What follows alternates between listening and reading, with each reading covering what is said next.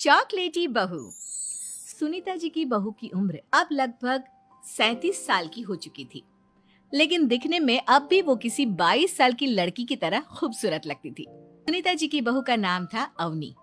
अवनी की खूबसूरती देखकर मोहल्ले की सारी औरतों को उससे जलन होती थी। 37 साल की उम्र में भी अवनी काफी चॉकलेटी लगती थी और इसकी वजह से उसका पति अनिरुद्ध काफी खुश रहता था।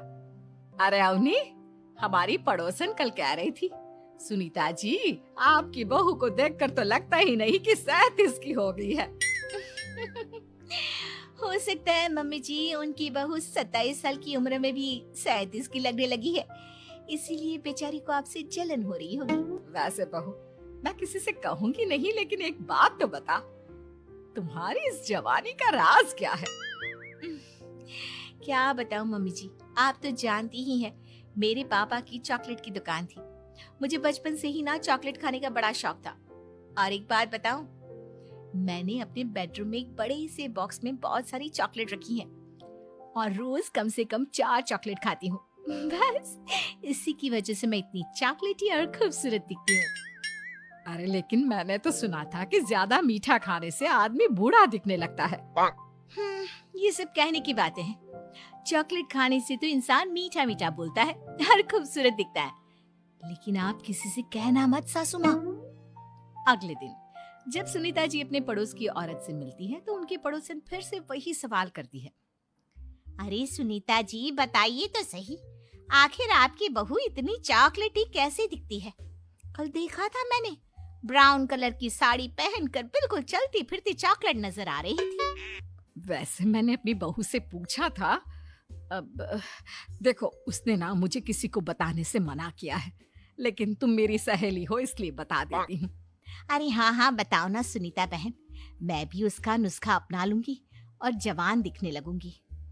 और मेरी बहू, वो तो 27 साल की उम्र में ही बूढ़ी होने लगी है, फिर देखना अपनी बहू से भी ज्यादा खूबसूरत दिखूंगी।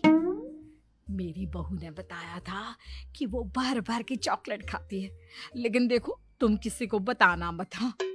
जवान और खूबसूरत दिखने के चक्कर में सुनीता और उसकी पड़ोसन दोनों मिलकर खूब चॉकलेट खाने लगते हैं, लेकिन ये बात वो दोनों किसी को नहीं बताती। कुछ दिनों से पैर में बहुत दर्द हो रहा है। हाँ, मेरे भी पैर बहुत दुखते हैं।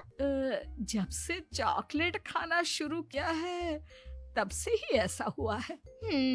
जवानी तो दूर, मेरे तो चेहरे की स्किन लटक कर नीचे आ गई है। कुछ दिनों के बाद, अनिरुद्ध बेटा, मैं डॉक्टर से ब्लड शुगर चेक करवाने गई थी, मुझे तो डायबिटीज हो गई है।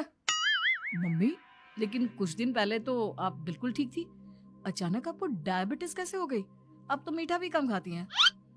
हाँ हाँ, मैं कहाँ मीठा खाती हूँ, लेकिन पता नहीं डायबिटीज कैसे हो गई।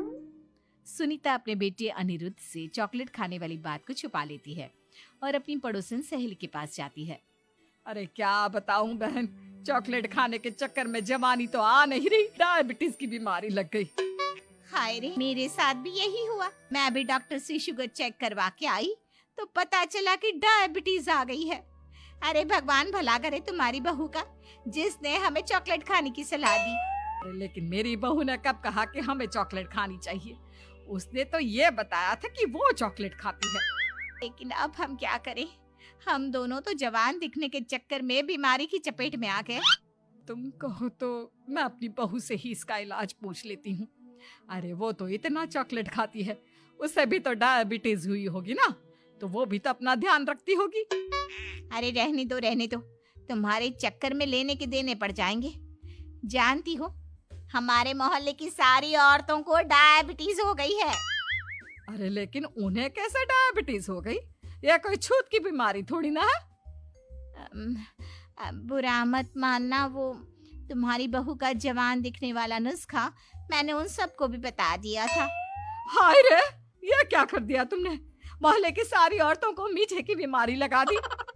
अरे लेकिन अब क्या होगा ये बताओ। होना क्या है, जवानी तो दूर, अब बुढ़ापा जल्दी आ जाएगा। और फिर अगले दिन, मम्मी जी, मैंने सुना आपकी शुगर बहुत हाई आई है। हाँ बहू, अब मैं बीमार ही रहूंगी, पूरी जिंदगी ऐसे ही कटेगी। अरे मम्मी जी, लेकिन आपने